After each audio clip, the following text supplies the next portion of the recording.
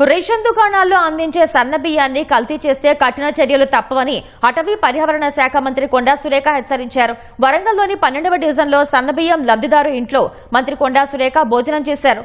కాంగ్రెస్ అధికారంలోకి వస్తే పేదలకు సన్న బియ్యం పంపిణీ చేస్తామని హామీ ఇచ్చామన్న ఆమె ఇచ్చిన మాటకు కట్టుబడి ఉగాది నుంచి ఆ పథకాన్ని అమలు చేస్తున్నట్లు వివరించారు. కొందరు డీలర్లు తూనికలు కొలతల్లో అవకతవకలకు పాల్పడుతున్నారని వారిపై ప్రత్యేక నిఘా పెట్టినట్లు మంత్రి కొండా సురేఖ హెచ్చరించారు. తూనికల మోసాలకు కట్టడికి త్వరలో టోల్ ఫ్రీ నెంబర్ అందుబాటులోకి తెస్తామని తెలిపారు.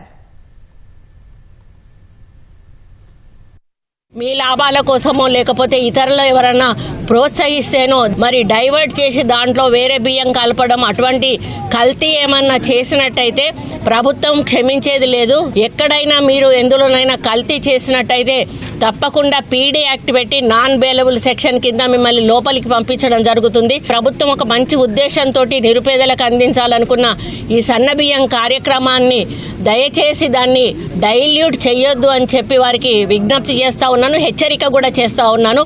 ప్రభుత్వం మాత్రం ఎట్టి పరిస్థితుల్లో అటువంటి వారిని క్షమించదు.